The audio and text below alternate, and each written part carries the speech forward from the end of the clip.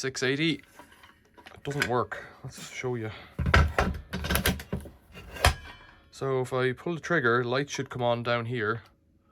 Oh, maybe it will work this time. Pull this in.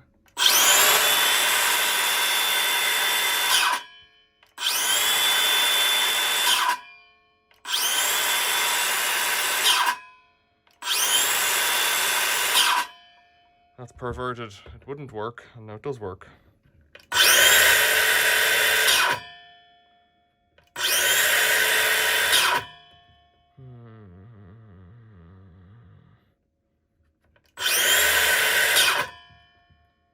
Just doing my head in this fucking saw.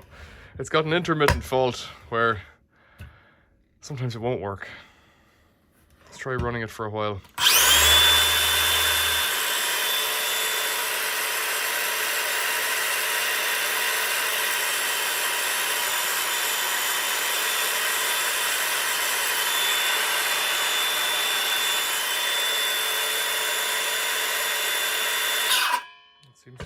It seems to work now. I don't know. Right, the idea was that I was gonna take out the battery. Let's try it again.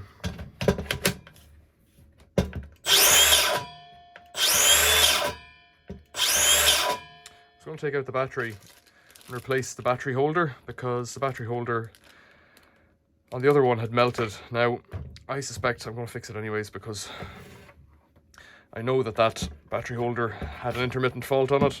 The controller's all right, because you've seen it working there, so it's not that. Let's loosen this and let's pop this fellow off. Let's pop off this circlip. It's an E-clip, not a circlip.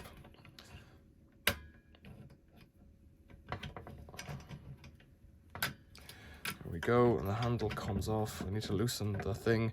It's a right-hand thread, left-hand thread. Comes off like that. That lifts up. I don't really need to take that off, because I just need to take that out, get in here, some screws.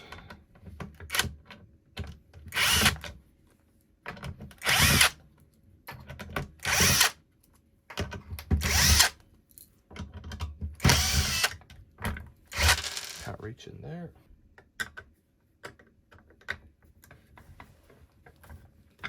Where's the other blade? There it is.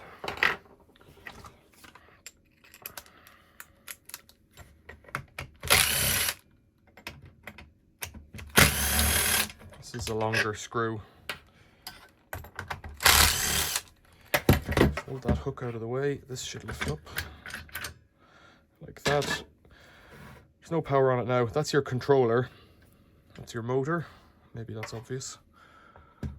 Down here is the fellow that connects to the battery, and these just seem to wear out, it seems to me, from what I've seen of videos on the internet. So get something pokey, pull that spade connector off. Now this one has overheated on the black wire, which I presume is negative, but sometimes you don't know with these things. There's a mini spade connector in there. Does it also have a tab on it? It does.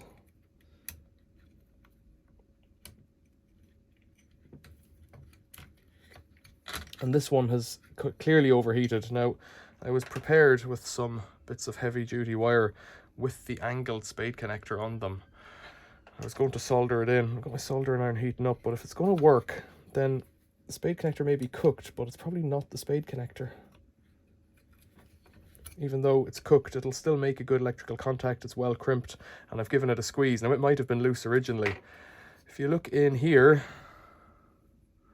on this side here, this side was all melted, which corresponds to that negative.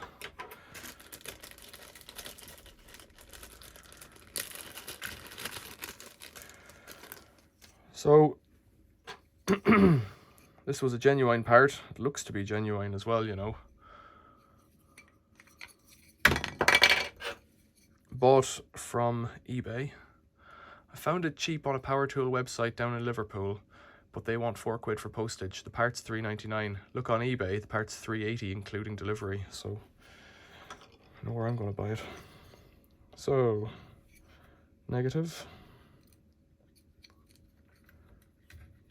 This little connector here is marked as AS. if you want to get the drill to run, connect AS to positive. I'm not sure what it does, but that gets it going. So I can't show you the intermittent fault. In fact, I'll probably edit in some other footage to show you because it tortured me for ages. Right, put that in there. Your wires are all still attached. I haven't taken anything out. Now on this safety thing here, there's a little spring and it's just popped up. So give that a nudge down. Put that back in position. That locks the trigger. It twists enough to turn on the light, but not enough to let the motor start.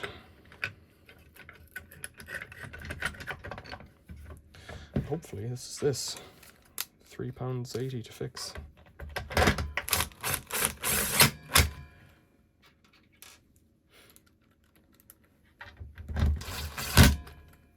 I've had this open about 5 times.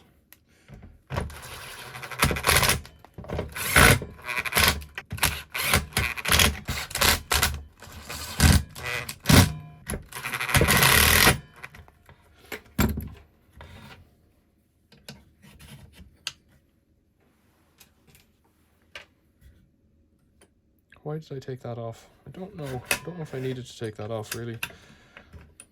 Now that I see it like that.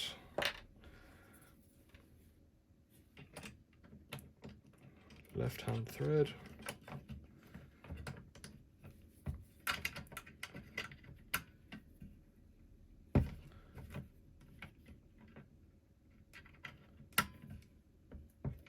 That's the next one. Like that. C-clip, E-clip.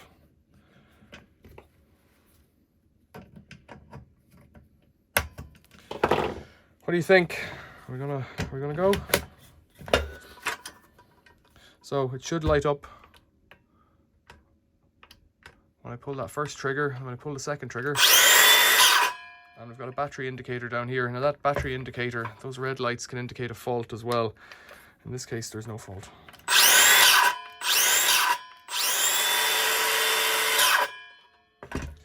I think it's working now. I think that was the fault, even though intermittent as it was. So it looks like you can see it's all cooked there on that. Which way was it in there? Which way was it in there?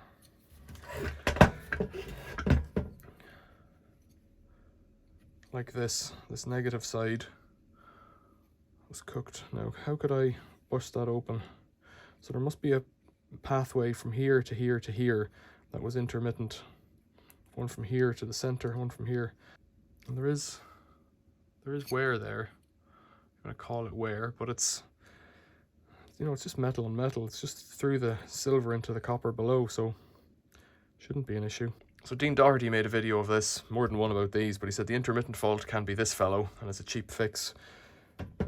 Big respect to that man. He's good at fixing power tools. That's why I thought it might be this, but he said, you know, if it's melted, it's probably this, but I can't see that there's anything other than a solid piece of metal in there, but I don't know if I want to chop it open. Let's try it. I think that's got fiberglass reinforcement in that plastic. You can feel it when you're cutting it. Cuts different. You've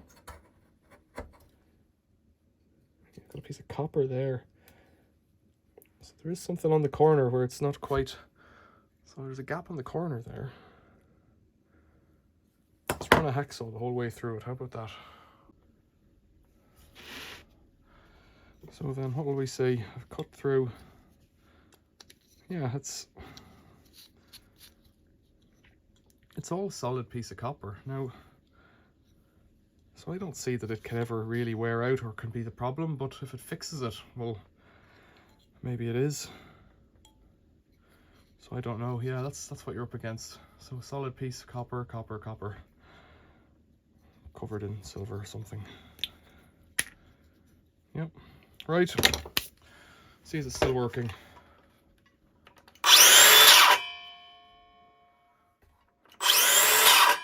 Seems to be working. So now I'm into the LXT series. This is my first LXT tool. I don't want to start this whole game.